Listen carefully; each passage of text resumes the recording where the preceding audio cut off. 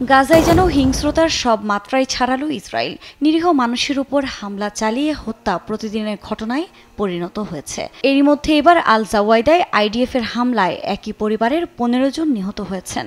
এর মধ্যে 2 থেকে 11 বছর বয়সী শিশুও রয়েছে বলে জানিয়েছে গণমাধ্যম। এই পরিস্থিতির মাঝেই মাগাজি শরণার্থী শিবির থেকে নতুন করে ফিলিস্তিনিদের সরে যাওয়ার নির্দেশ দিয়েছে ইসরায়েল। এতে প্রাণ বাঁচাতে যেভাবে পারছেন পালাচ্ছেন।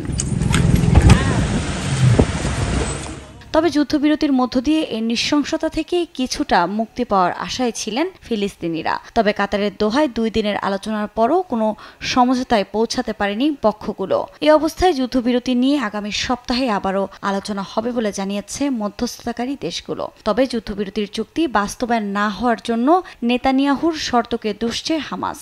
এর মধ্যে এ নিয়ে আলোচনার জন্য ইসরায়েল গেছেন মার্কিন পররাষ্ট্রমন্ত্রী অ্যান্টনি ব্লিংকেন।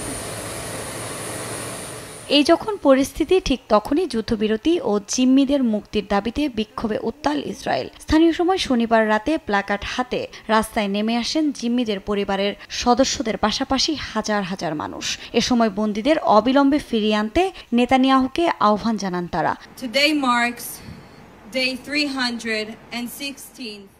আজ 316 দিন আমার ভাইদের গাজায় আটকে রেখেছে হামাস। আমরা চাই দ্রুত সময়ের মধ্যে তারা ইসরায়েলে ফিরুক। প্রধানমন্ত্রীকে চুক্তিতে সম্মত হতে আমরা আহ্বান জানাচ্ছি।